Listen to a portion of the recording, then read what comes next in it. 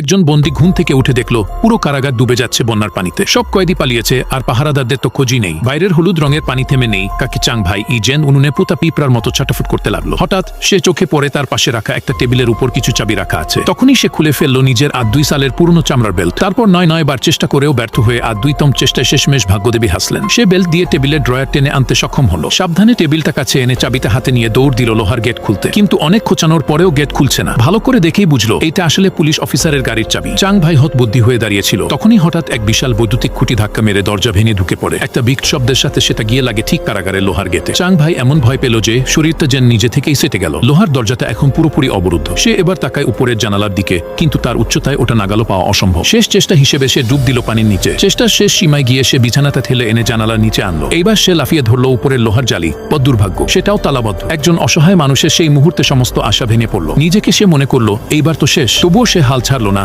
আবার নতুন আশার খোঁজে চারপাশ চেক করতে লাগলো। তখনই চোখে পড়লো বিছানার উপর একটা টর্চ লাইট। সে আবার ডুব দিয়ে সেটা তুলে আনলো। তারপর ভেতরের যন্ত্রাংশ খুলে নীল দ্রুত হাতে টর্চের পাইপটা সে পানির উপর দিকে তুলে ধরলো এবং মৃত্যুর কোলে ঢেলে পড়ার আগেই নতুন বাতাসে নিঃশ্বাস নিতে পারলো। কিন্তু কারাগারে পানি তখনও বাড়ছে। হঠাৎ উইঝাঝি করে একটা শব্দ হলো। কারেন্ট শর্ট সার্কিট হলো। চারদিক অন্ধকারে ছেয়ে গেল। ঠিক যখন মনে হচ্ছিল জীবনে আর কোনো আশা নেই, একজন পথচারী ভালো মানুষ এসে তাকে উদ্ধার করলো।